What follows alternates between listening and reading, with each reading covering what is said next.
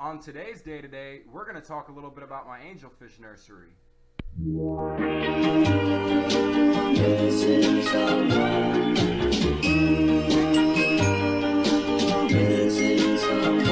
Missing someone. With all your heart. Missing someone. With heart. How much you miss it.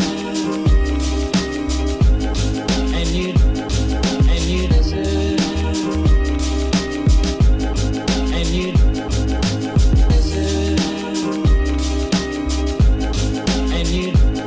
And you deserve. And you did it right from the start.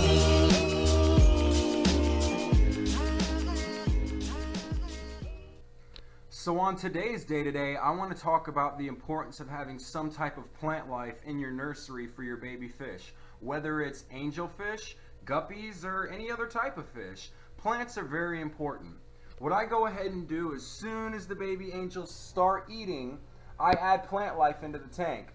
For a few reasons. One, it helps them feel comfortable and secure. You know what I mean? It's something in the tank. Little fish don't like big water. So by adding stuff in the tank, you give them a little bit of security. Second, how many times have you heard how important it is to do many water changes on the fry during this stage? And that's important. The fry need clean water to develop correctly. But at the same time, when you have a lot of tanks and a lot of stuff going on, you're not going to be able to do 2 water changes a day or get in there every time you feed and suck leftover food out. So the plants help in that sense, because any extra nutrients that makes its way into the water column, the plants can utilize that to grow. The plants also provide a perfect substrate for the baby fish to graze on. You can tell what the baby fish are eating by the color of their belly. Basically, when these angels are this small, their bellies are kind of translucent. So whatever's in there, you're kind of able to see. If they're eating brine shrimp, their belly gets a nice golden color. If they're eating krill powder, like sometimes I feed, it gets more of a reddish orange color. And when they're grazing off the mulm on the bottom and algae and stuff like that, their belly becomes a dark black color. So it's easy to see that they are eating and grazing on this stuff. Removing it from the tank, that would just remove another food source for them. Why do that? Another thing I utilize is shrimp and snails to take care of some of the waste and excess food. And this works beautifully, man. So the importance of plant life in any aquarium just cannot be understated. Unless you want to be in there 3 times a day changing water. So on yesterday's day-to-day, we broke down this tank so I could remove some of the juvenile platies out of here and give the younger platies a chance to grow up and get food so there's less competition. I was going to go ahead and gravel vac it because there was so many baby platies. I did not want to risk sucking them up. Sure, I could have gravel vacked into a bucket and then went out and netted the babies out, but really I didn't see no point in this. The mulm and stuff on the bottom is going to be food for the shrimp, as well as the baby platy, as well as any plants that I throw in here. So I would like you guys to kind of join me and sit back and relax while I go ahead and plant this. Yep.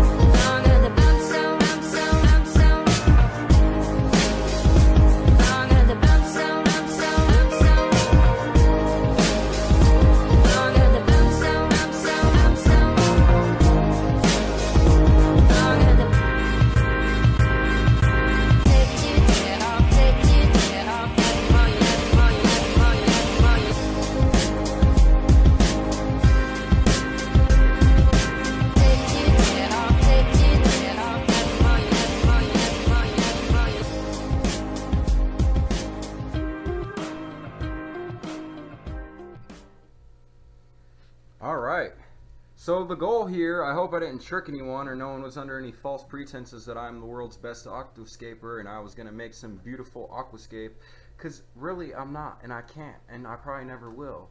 Something I can guarantee you is you will never see beautiful aquascaping by me on my channel.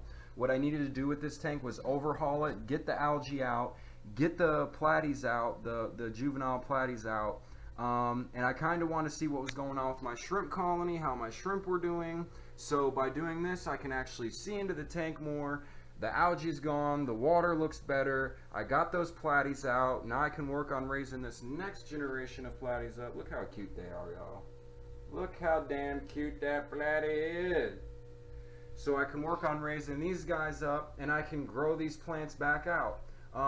What I like doing is separating this creeping Jenny from this hornwort, I believe it is.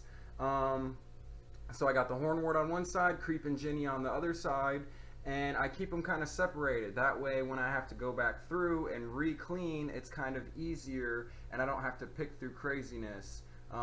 So yeah, we got this done. What a day the day today has been. Look at all the shrimp going wild.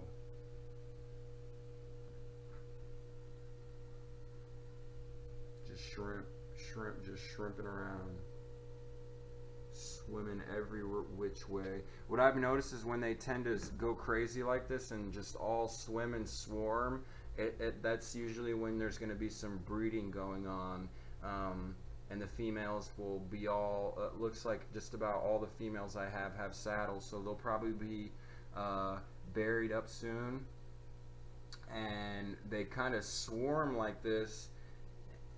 It's almost like the females release pheromones in the water and the males go fucking nuts, and they swarm all over. It's pretty neat.